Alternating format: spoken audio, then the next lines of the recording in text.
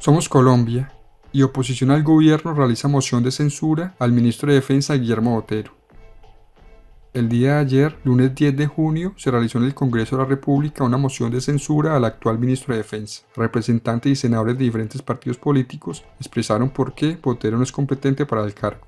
Entre los argumentos se citaban los informes de los periódicos internacionales como The New York Times o las contradicciones del ministro en el caso de Dimar Torres, donde a medida que pasaban los días sus declaraciones en los medios de comunicación iban cambiando. También el conflicto de intereses del ministro con la empresa de seguridad Control Limitada, donde él figura como socio mayoritario. Sectores cercanos al gobierno expresaron que el debate atacaba directamente a las Fuerzas Armadas del país. Los citantes recalcaban que la moción de censura no era en contra de las Fuerzas Armadas, sino que por el contrario el debate estaría blindando a las fuerzas militares de posibles condenas, tal cual sucedió en el pasado con los mal llamados falsos positivos, donde militares de bajo perfil en el ejército eran los condenados en lugar de quienes daban las órdenes, sus superiores. A continuación les comparto parte de la plenaria. En la descripción de este video dejaré el enlace al debate completo. Como siempre, los invito a sacar sus propias conclusiones, a dejar su opinión en los comentarios y a compartir este video. Bueno, muchas gracias, presidente. Un saludo para todos los compañeros en la plenaria de la Cámara de Representantes en este debate de moción de censura al ministro de la Defensa. Yo quiero empezar por decir aquí, ministro Botero, que yo sí estuve en el Catatumbo como miembro de la Comisión de Paz de la Cámara de Representantes. De hecho, creo que era el único representante a la Cámara que asistió en esa misión de verificación con la que fuimos a observar qué fue lo que sucedió en el caso de Dimas Torres. Yo se lo dije a usted, ministro, en una conversación privada que usted y yo sostuvimos cuando se reunió con la bancada de mi Partido Liberal. A mí no me contaron lo que sucedió en el Catatumbo, yo lo viví. Yo caminé por ese sendero por el que iba Dimas Torres en una moto. Yo vi el lugar donde el Ejército Nacional paró a Dimas Torres. A unos 100 metros al costado izquierdo de ese lugar en la carretera estaba el lugar donde tiraron a Dimas Torres, donde lo encontró la comunidad cuando los miembros de la fuerza pública pretendían esconder el cuerpo. Y si uno sube otros 100, 150 metros, ahora del lado derecho de la carretera, fui yo quien filmó, de hecho. Esas imágenes que ustedes están viendo ahí, esas no son de la televisión. Esas imágenes son filmadas con mi celular. De hecho, fui yo quien le entregó esas imágenes a Noticias 1. Fui yo quien filmó el hueco, la fosa, donde ese día pretendían esconder el cuerpo de Dimas Torres para que nunca más fuera encontrado. Y en esas filmaciones, a los que quieran se las mando, verán también ahí los uniformes del Ejército Nacional todavía tirados al lado de la fosa. Eso a mí no me lo contaron, representante Wills, yo lo vi. Pero ese mismo día, con el dolor de haber tenido que revivir ese viacrucis que vivió por esa carretera Dimas Torres, también tuve el honor de presenciar algo que jamás se me olvidará, ni como político, ni como ciudadano de este país, que es haber filmado también al general Villegas pidiéndole perdón a la comunidad del Catatumbo, aceptando el error, diciendo que eso no tenía nada que ver con una acción del servicio, sino que por el contrario, eso era un delito, y que quienes tuvieran que pagar las consecuencias de ello lo hicieran. Yo me siento, querido John Jairo, más que honrado de haber asistido, y me siento más que orgulloso de las fuerzas militares que son capaces de corregir, que son capaces de aceptar, que son capaces de plantear soluciones, de caminar hacia adelante, pero también son capaces de decir la verdad. Por eso este no es un debate en contra de las fuerzas militares, queridos compañeros. Yo más que orgulloso de haber estado ahí con el general Villegas, que se merecería más bien un reconocimiento y una condecoración del Congreso de la República por su muy valiente capacidad de decir la verdad.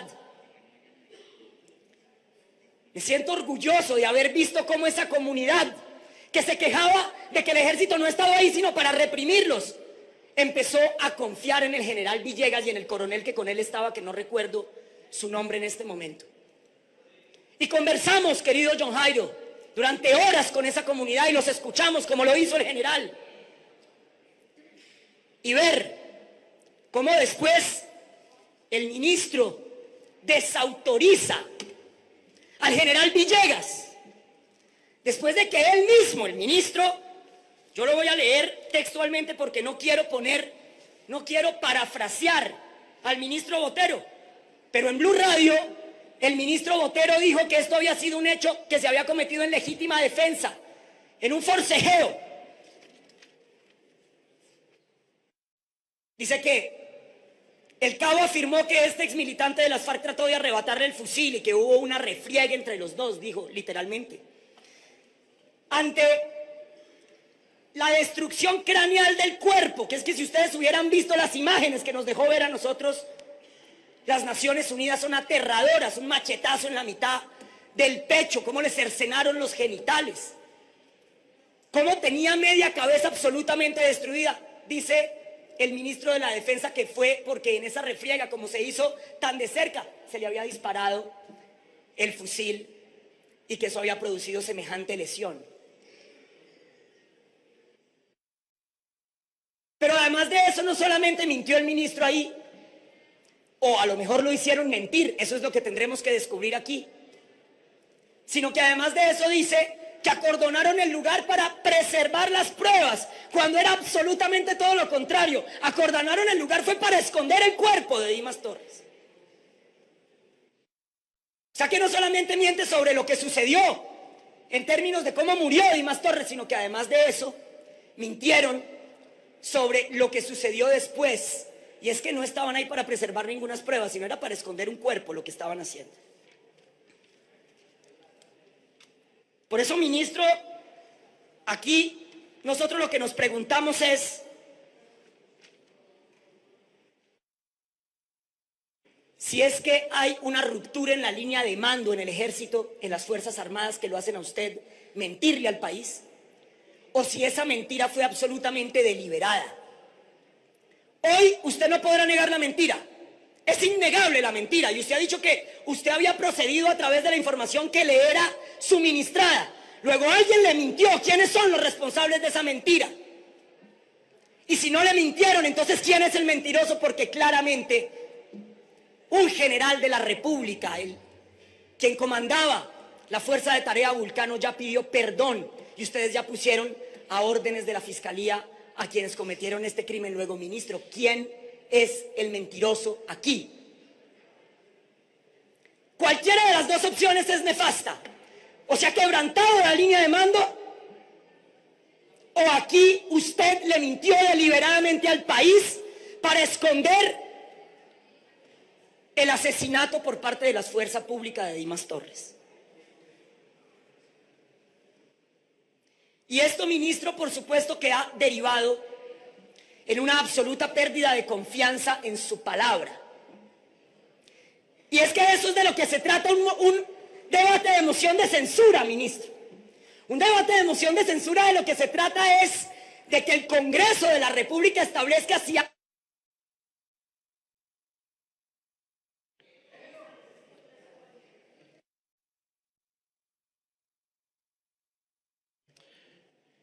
Hay dos citantes por parte del Partido Liberal. El representante Correa ha desistido de su intervención para darle su tiempo al representante Lozada. Representante Lozada, tiene usted la palabra hasta por 4 minutos. ¿Cómo? ¿Pero Correa tenía 10 o no? ¿No? Bueno. Aquí de lo que se trata, como estaba diciendo, ministro, es que un debate de moción de censura es un debate político sobre la confianza que hay en un funcionario o no. ¿Qué es la confianza, ministro? La confianza es la creencia en que usted o cualquier funcionario público va a actuar de buena fe y que va a actuar además de manera adecuada. En este caso, ¿qué quiere decir actuar de manera adecuada, ministro? Cumplir la Constitución y la ley y cumplir los reglamentos, ministro. Pero además, la confianza siempre va a versar sobre el futuro. Y aquí yo me pregunto sinceramente cómo vamos a confiar en su palabra de aquí en adelante. Pero además, la confianza es aquella que permite, representante Liscano, no tener que estar preocupado por el actuar de otro, sino que por el contrario, en aquel que uno confía no es aquel sobre el cual uno se la pasa detrás para vigilarlo y controlarlo. Y me parece que esa tendrá que ser de aquí en adelante la actitud de este Congreso de la República, si es que esta moción de censura no prospera, porque hemos perdido la confianza en su palabra, ministro. Y además no solamente por el caso de Dimas Torres, aquí ya lo han dicho de muchas maneras. Yo me voy a referir simplemente, ministro, a una más.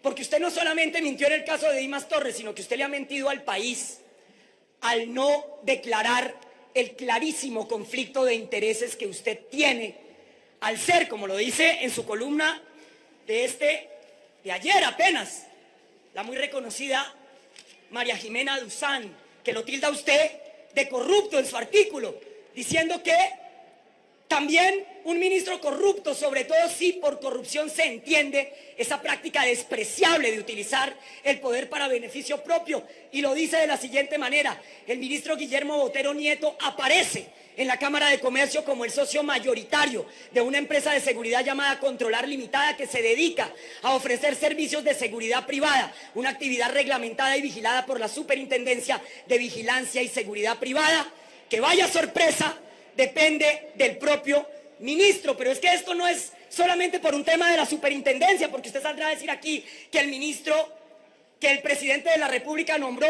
ministra ad hoc a la ministra del Trabajo y ahora a la ministra del Interior, porque aparentemente no nombró a quien él pretendía, sino que es que usted es quien fija la política que tiene que ver con las empresas de seguridad de este país. Cualquier acción que usted tome en favor, en contra, que nos favorezca o no, estaría tomada dentro de un clarísimo conflicto de intereses, ministro. Así que la confianza también tiene que ver con su proceder en términos de la transparencia que merecemos los colombianos, y si bien ese no es el tema de la citación de este debate, sí lo es en términos de qué tanto podemos confiar los colombianos en su palabra. Así que yo quiero que usted diga aquí, ministro, si usted no es quien mintió en el caso de Dimas Torres, ¿quién mintió? ¿Quiénes son los que a usted le han dicho mentiras? Porque, ministro... 30 segundos para concluir, representante Lozada, por favor. Ha perdido usted, ministro, la confianza ciudadana, ha perdido la confianza de Colombia en sus palabras. Es muy difícil creerle, ministro, a usted después de estas mentiras que ha dicho.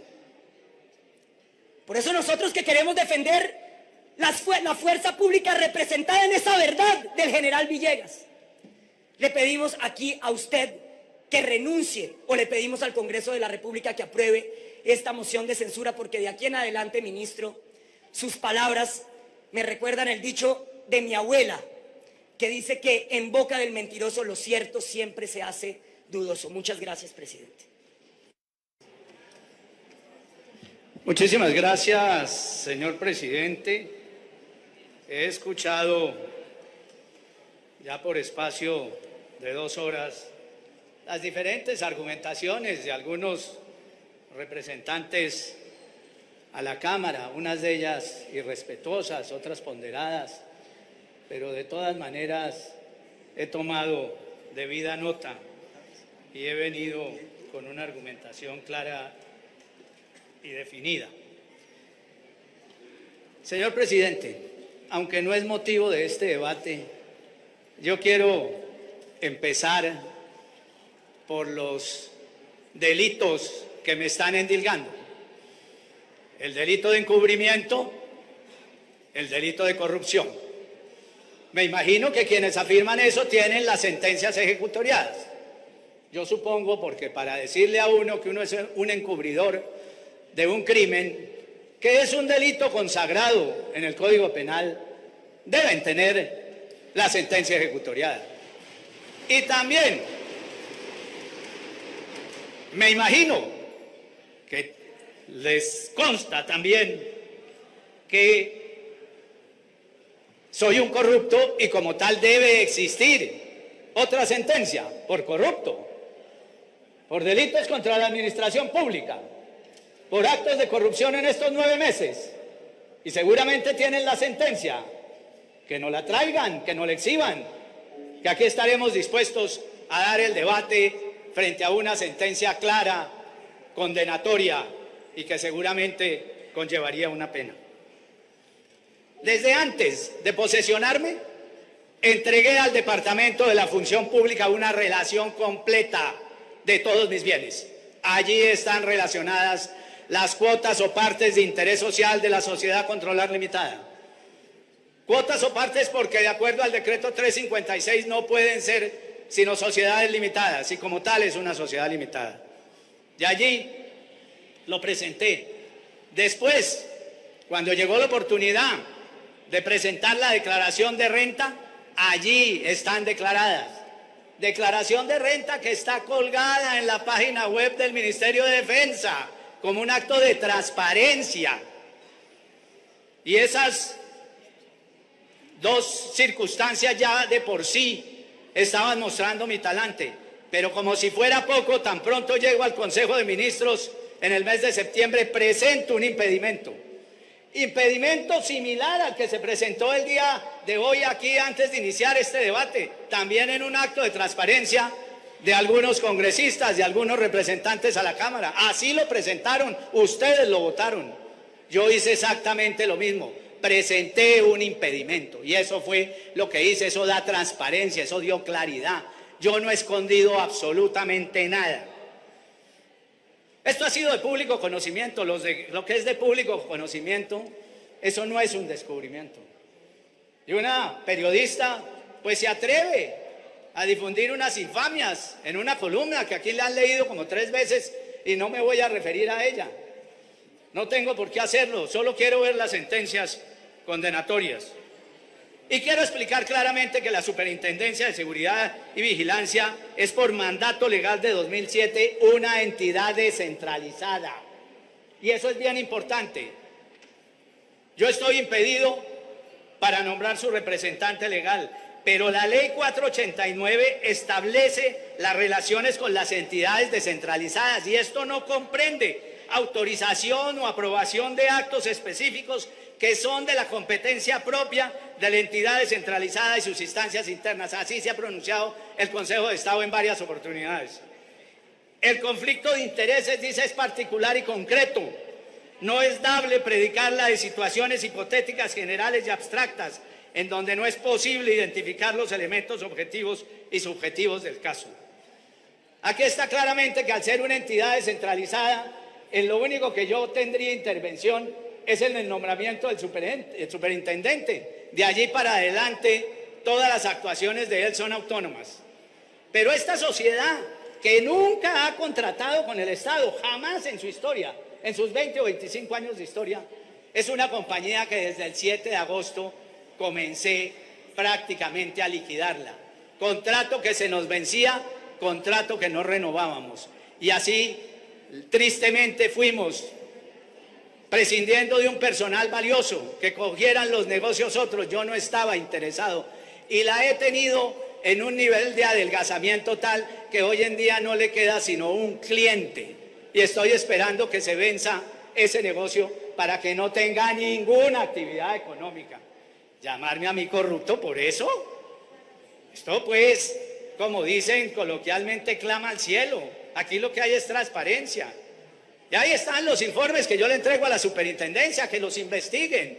Y como no me han podido encontrar nada, pues se vienen obviamente en un día muy apropiado, el domingo antes del debate, a tratar de vulnerar mi dignidad, mi honestidad, fruto de un patrimonio moral construido durante 70 años, para que vengan a ponerlo aquí en duda sin prueba alguna.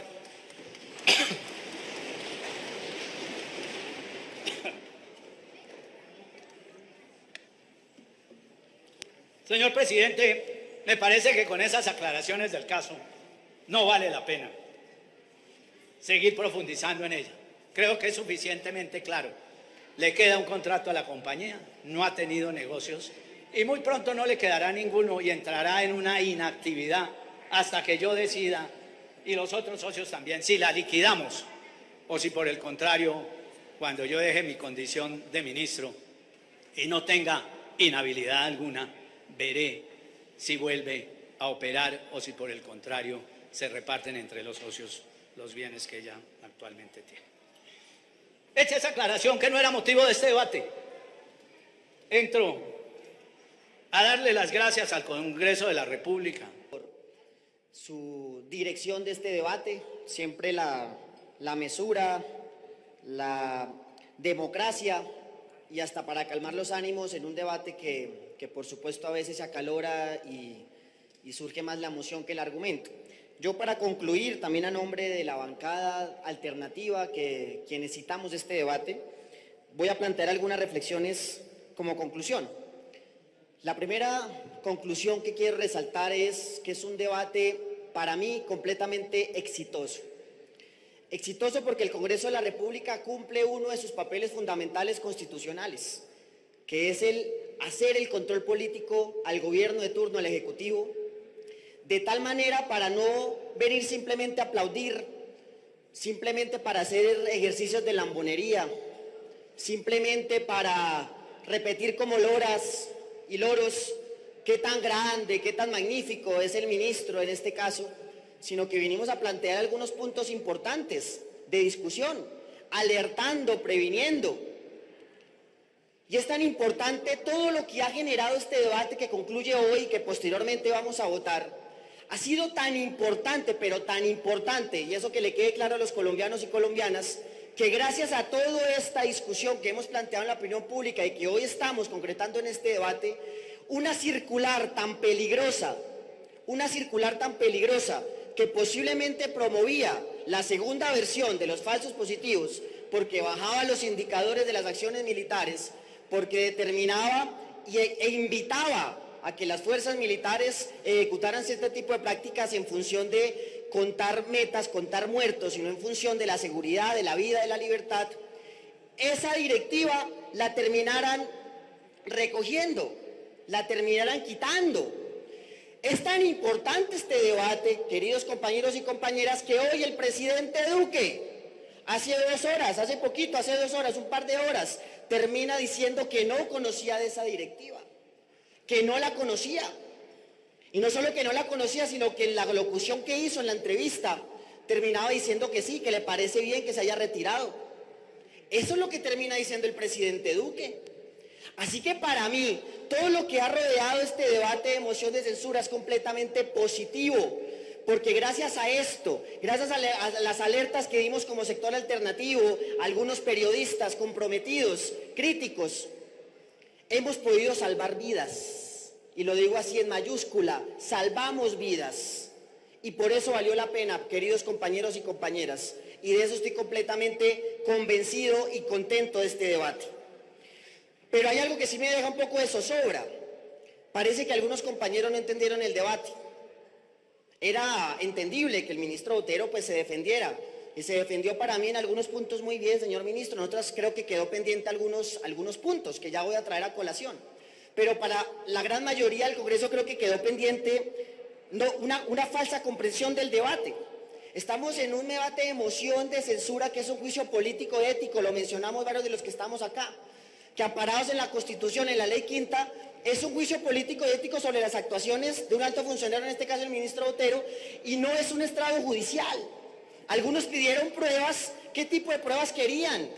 ¿Qué tipo de pruebas querían más allá de lo que ya sabíamos todos? La directiva que firmaron, quisieron firmar altos mandos del ejército que la retiraron. ¿Qué más pruebas querían que el asesinato del desmovilizado Torres? ¿Qué más pruebas querían? Sobre eso es que era el debate. Y nosotros vinimos aquí a argumentar sobre algo que ya se conocía en la opinión pública. Y vinimos justamente aquí a pedir responsabilidad política. Aquí no vinimos a hacer algún tipo aquí no somos un juzgado, no vinimos a hacer un tipo de juicio, valga la redundancia, judicial, sino un juicio político y ético. La representante Juanita Goberto mencionó en el marco de lo que es una moción de censura, que es poder decir si el alto funcionario está cumpliendo con sus funciones o no. Mencionó 6 políticas, las mencionó una a una, colegas, 6 políticas de este ministro que van en contravía justamente de sus funciones, una a una, y siguen pidiendo pruebas y siguen pidiendo argumentos.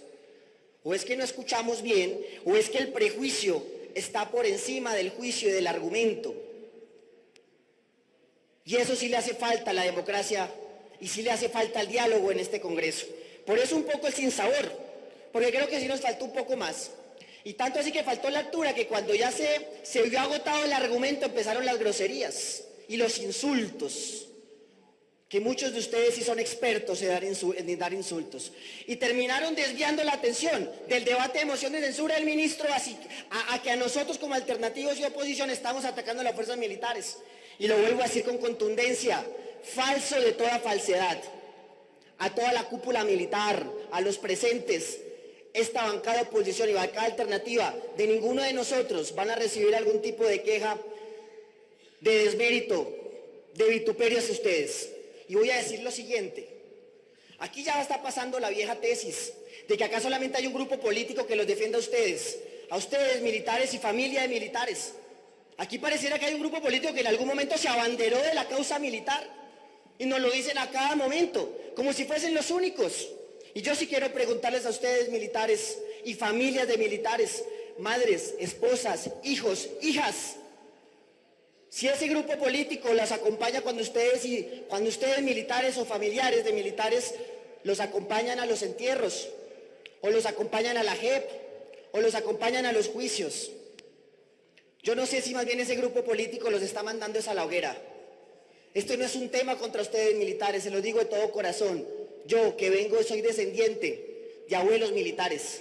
No lo es, no lo es. Por más que lo repitan una y otra vez. Y que quede clara la opinión pública y ante ustedes. Nuestro respeto más sincero y profundo. Esto no es contra ustedes. Yo sí me pregunto más bien si hay alguien detrás, un grupo político, que les gusta echarlos a la hoguera.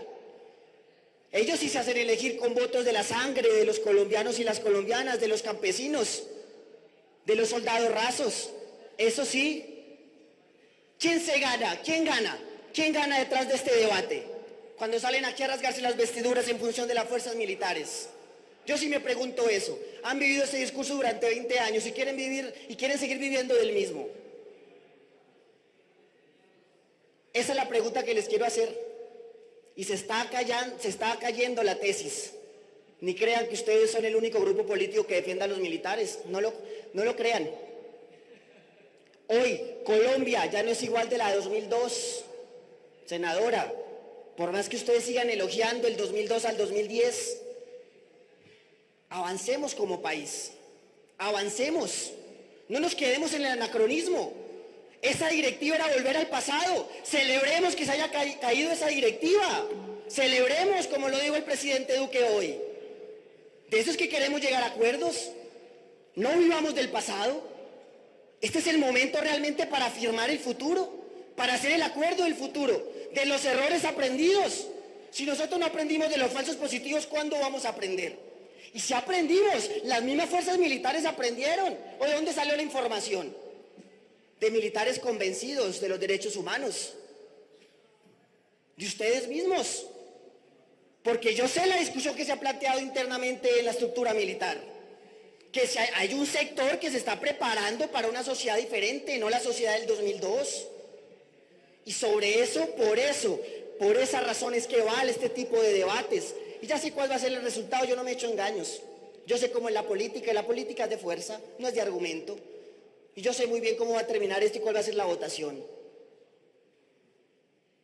Pero colombianos y colombianas, este tipo de debate lo que nos ayudan es a fortalecer la democracia. Y ténganlo por seguro que acá hay una bancada alternativa que va a entregar el alma y el corazón para seguir construyendo un país aún inacabado. Con ustedes militares, con el gobierno que se está pensando salir del pasado y que nosotros siempre van a encontrar un puente, una mano amiga, argumentos y discusión para construir ese país aún soñado. Lo hacemos hoy, lo hacemos mañana y lo haremos siempre, porque más temprano que tarde va a haber una segunda oportunidad para los colombianos. Muchas gracias. Doctor.